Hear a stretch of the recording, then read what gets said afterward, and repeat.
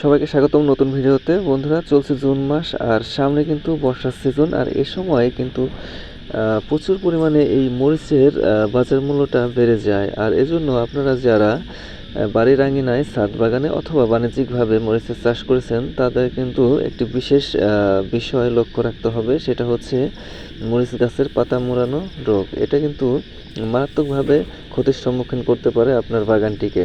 আর এই পাতা মোড়ানো রোগ হলে কিন্তু বন্ধুরা আপনার বাগানের ফলনটা কিন্তু 99% পর্যন্ত কমে যেতে পারে। তো সেজন্য কার্যকরী একটি কীটনাশক নিয়মিতভাবে স্প্রে করতে হবে, আর সেটা হচ্ছে অ্যাবামেকটিন 1.8 EC।